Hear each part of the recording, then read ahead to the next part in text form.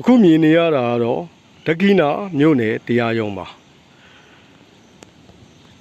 ဒီနေ့အောင်ဆိုလို့ရှိရင်မေလ29ရက်နေ့ဖြစ်ပြီးတော့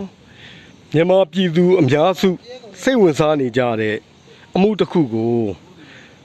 ရုံးချင်းရှိနေတာဖြစ်ပါတယ်အဲ့ဒီအမှုကတော့ပြီးခဲ့တဲ့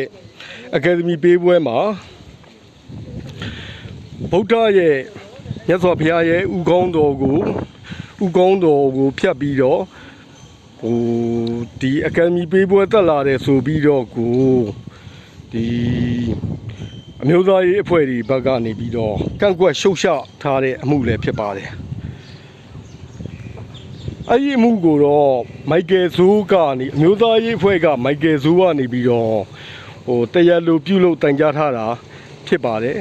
ဒီနေ့ရဆိုလို့ရှိရင်လူပြသက်သေတွေကိုအပီးစစ်ဆေးဖို့လှုံ့ဆော်သွားမယ်လို့သိရသလိုဒီတရားစွဲဆိုခံရသူဘက်ကလည်းအာမခံရထားမှုကိုအာမခံရဖို့ရှောက်သွားမယ်လို့ရှောက်ထားသွားမယ်လို့သိရပါတယ်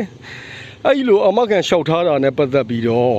ဒီတရားလိုပြုလုပ်ထားတဲ့အမျိုးသားရေးအဖွဲ့တွေဘက်ကနေပြီးတော့အပြင်းထန်ကန့်ကွက်ရှုတ်ချသွားမယ်လို့လည်း